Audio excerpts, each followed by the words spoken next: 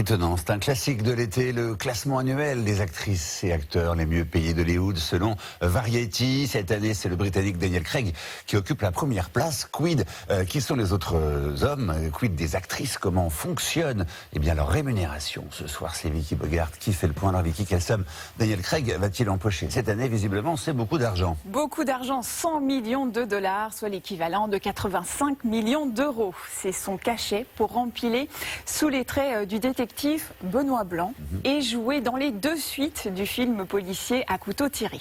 Le tournage a d'ailleurs déjà débuté en Grèce fin juillet.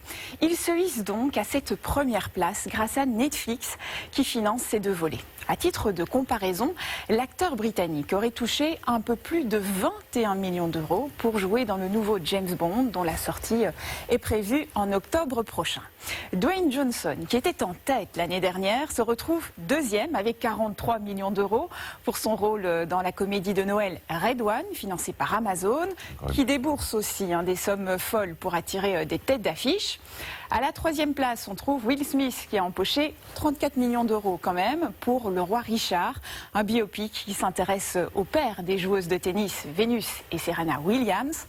Et Denzel Washington a touché le même montant pour le thriller Une affaire de détail. Et du côté des actrices alors, il y en a 3 dans le top 10. Jennifer Lawrence a perçu 21 millions d'euros pour son rôle dans la comédie dramatique Don't Look Up. C'est 4 millions d'euros de moins que son partenaire Leonardo DiCaprio dans ce même film. Arrivent ensuite Julia Roberts et Sandra Bullock. Des acteurs et actrices qui touchent souvent un pourcentage sur les entrées en salle, c'est bien ça? Oui, tout à fait. Cela peut faire partie de leur contrat. D'ailleurs, Scarlett Johansson a attaqué en justice Disney. L'actrice lui reproche d'avoir sorti le film Black Widow en même temps en salle de cinéma et en streaming. Ce qui l'aurait privé de millions d'euros de recettes sur les entrées au cinéma, qui ont été moins nombreuses qu'attendues.